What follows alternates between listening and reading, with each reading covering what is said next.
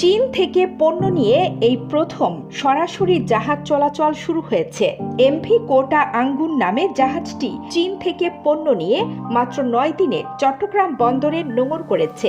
16 September সকাল 10:42 বন্দরের 13 নম্বর জেটিতে নোঙর করে জাহাজটি।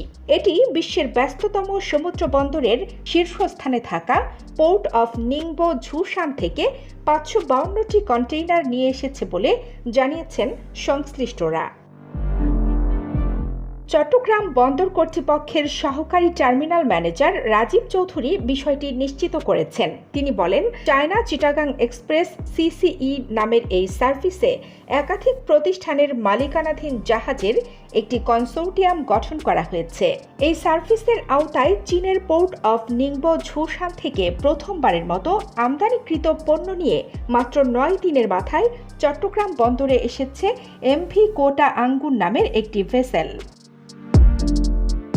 এদিকে প্যাসিফিক ইন্টারন্যাশনাল লাইন PIL কর্মকর্তা বলেন, সিঙ্গাপুরের পতাকাবাহী জাহাজটি চীন থেকে 552টি আমদানি করা কন্টেইনার নিয়ে চট্টগ্রাম বন্দরে ভিড়েছে। জাহাজটি 7 সেপ্টেম্বর চীনের নিংবো থেকে যাত্রা করে সাংহাই ও শেকাও হয়ে 9 দিনে চট্টগ্রামে পৌঁছে।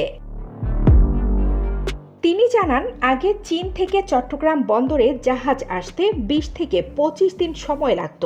এখন চীন চট্টগ্রাম সরাসরি রুট চালু হওয়ায় কম সময়ে জাহাজ আসা যাওয়া করবে।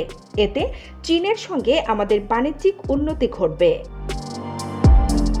বাংলাদেশে পোশাক প্রস্তুত ও রপ্তানি খাতের বিভিন্ন ধরনের যন্ত্রপাতি ও কাঁচামাল চীন থেকে আমদানি করা হয়। আবার বাংলাদেশের চামড়া সহ বেশ কিছু পণ্য চীনে রপ্তানি হয়।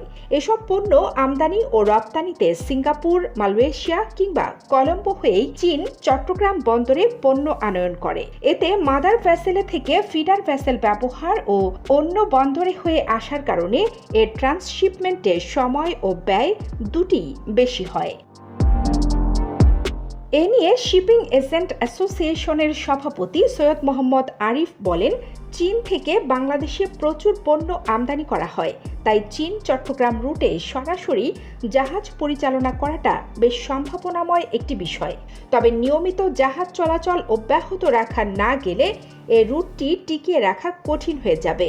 এ বিষয়ে ব্যবসায়ীরা যদি ভাবেন এবং রুটটি টিকিয়ে রাখেন, তাহলে তা দেশের জন্য সুফল বয়ে আনবে। কানিজ ফাতেমা নিপা, খবর সংযোগ।